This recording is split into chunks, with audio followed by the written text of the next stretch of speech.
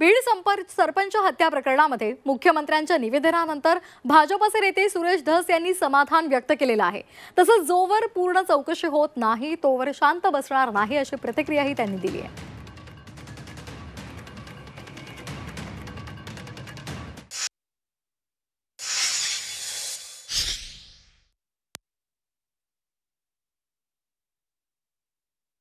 भाजपचे आमदार सुरेश धस आपल्या सोबत आहेत। यामध्ये तुम्ही पहिल्या दिवसापासून पाठपुरावा केला होता आणि आता कुठेतरी या सगळ्यामध्ये सरकारकडनं घोषणा करण्यात आली आहे, नेमकं काय? सरकारकडनं नाही, सरकारचे एक मिनिट, सरकारचे प्रमुख आहेत या सदनाचे नेते आणि सरकारचे प्रमुख राज्याचे मुख्यमंत्री यांनी जाहीर केलेला आहे। त्याच्यामुळे हा विषय आमचं त्या ठिकाणी 100% समाधान झालेलं आहे। पण आता समाधान पुढचे 6 महिने समाधान झालंय म्हणजे आता आम्ही एवढ्या समाधानावर थांबणार नाही। आज इथून उद्याच्याला अधिवेशन संपल्याच्या नंतर पुन्हा हे कुठे कुठे गँग्स ऑफ सफेपोर आहेत, कुणी या लोकांना बळ दिलेलं आहे आणि सगळ्या जगाला माहिती आहे, फक्त लोक लपून राहत आहेत। अनेक ठिकाणी लोकांच्या जमिनी बळकावल्या गेलेल्या आहेत बीड जिल्ह्यामध्ये।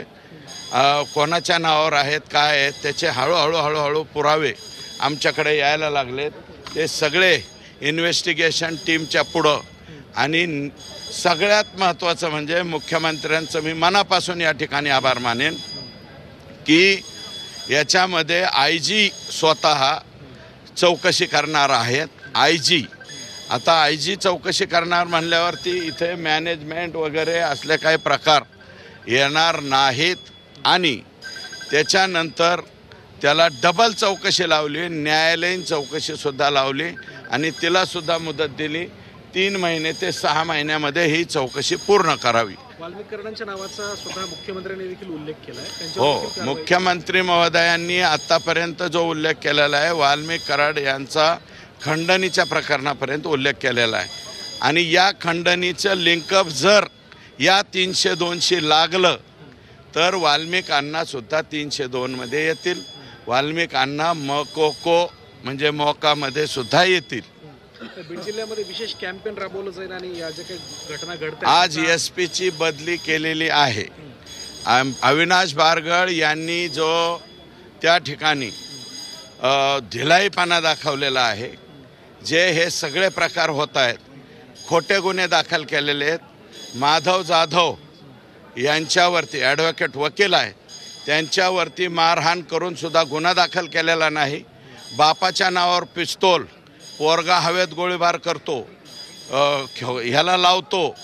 त्याच्यानंतर 40 मुलांवरती मला वाटतं घाटनांदूर का काय गाव आहे तिथे यांनीच हाणमार केली राजेसाहेब देशमुखांना आणि राजेसाहेब देशमुखांच्या 40 समर्थकांवरती 307 सारखा गंभीर गुन्हा दाखल केला आहे।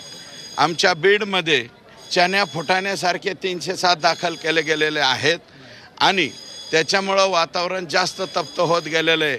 मागं आरक्षणाच्या वेळेसुद्धा अतिगुन्हे हे कोणाच्या सांगण्यावरती झाले हे सुद्धा माहिती माननीय मुख्यमंत्री महोदयांना मी देणार आहे। तर वेळेमध्ये चौकशी पूर्ण होईल असा विश्वास धस यांनी व्यक्त केलेला आहे। मात्र चौकशी पूर्ण होईपर्यंत शांत बसणार नाही असंही त्यांनी म्हटलेलं आहे।